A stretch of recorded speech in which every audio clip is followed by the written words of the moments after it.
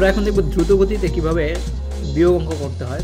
এর আগের ভিডিওতে দেখেছি যোগ অঙ্ক কেমনে করতে হয়। আমরা একই রকমভাবে আমরা বাম থেকে ডানের দিকে করব। আমরা স্কুলে বা এতদিন যা শিখে এসেছি যে আমাদের ডান দিক থেকে করে বিয়োগ করতে হবে, তারপরে আমাদের যদি দরকার পড়ে হাতে রাখতে হবে বড় তারপর আর আমাদের ধার করতে হবে। যেমন এইখানে আমরা যেভাবে আমরা সাধারণ নিয়ম করতাম সেটা হচ্ছে 5 থেকে 2 গেলে 3 আর 2 থেকে 1 গেলে 1।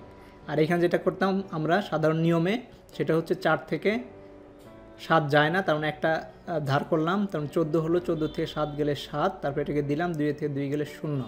তো এইভাবে আমরা সাধারণত অঙ্ক করে থাকি, কিন্তু আমরা একটু উল্টা নিয়মে করব। নিয়মটা হচ্ছে এখানে আমরা এই দিক থেকে বিয়োগ না করে আমরা বাম দিক থেকে বিয়োগ করা শুরু করবো। আমরা জানি 20 এটা দশকের ঘর, তার মানে 20 থেকে আর এটা দশকের ঘর, এখানে 10। তো 20 থেকে 10 গেলে আমরা জানি 10 লিখলাম। আর এখান থেকে 5 থেকে 2 গেলে আমরা জানি 3, 13 হয়ে গেল। আর এইখানে দেখি এখান থেকে 20 থেকে 10 গেলে 10। এইখানে শুধু আমরা চেক করব যে উপরে সংখ্যাটা নিচে সংখ্যার থেকে ছোটো কিনা। যদি যেহেতু 4 27 থেকে ছোটো, তার মানে আমরা যে 10 পাইলাম সেটা এটার সাথে যোগ করে দেবো, মনে মনে যোগ করে ফেলবো। 10 আর 4 হচ্ছে 14, 14 থেকে 7 গেলে 7। তো এইভাবে আমরা অঙ্কগুলো করব। ঠিক আরেকটা অঙ্ক দেখি এখান থেকে 74 বিয়োগ 23। তো এখান থেকে 70 থেকে 20 গেলে যাচ্ছে আমাদের 50, 50-এর 5 লিখবো, আরেকটা লিখবো না।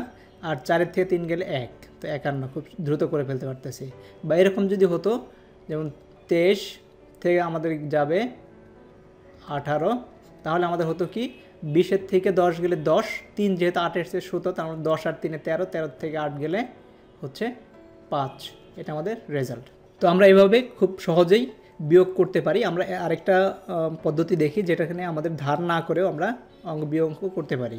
ধার না নিয়ে আমাদের বিয়োগ করার আরেকটা পদ্ধতি হচ্ছে, আমরা এখানে দেখতেছি 3 থেকে 7 যায় না, তখন আমরা 2 সংখ্যাকে কনসিডার করব। তার মানে 2 সংখ্যা থেকে আর নিচের 2 সংখ্যা কনসিডার করব। তার মানে 23-এর থেকে 17 গেলে কত থাকে, খুব সহজে আমরা বলে দিতে পারি এটা 6 থাকবে। তারপর এটা দেখি বড় অঙ্ক, বিয়োগ অঙ্ক যেগুলো থাকে, এটা অনেক বড় মনে হচ্ছে কিন্তু খুব সহজ। 4-এর থেকে 1 গেলে 3 থাকবে, 3-এর থেকে আবার 5-এর থেকে 7 যায় না, আমরা এই পরে আগের সংখ্যাটা নেই। 35 থেকে আর নিচের দুটো নেই, যায় 35 27, 35 থেকে 27 গেলে থাকবে আমার 8 একবার লিখতে পারি, যে 2 ঘর নিব আমরা একটা 08 লিখবো।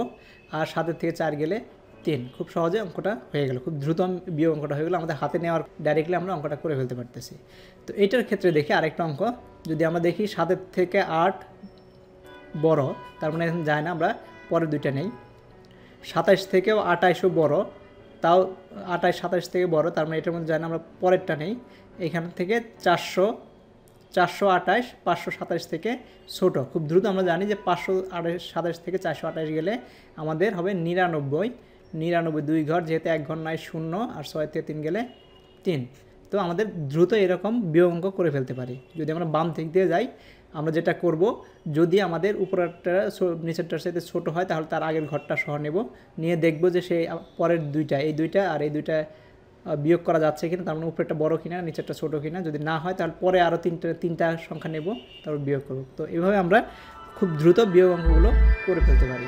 তো আশা করি এটা কাজে লাগবে। Thank you very much.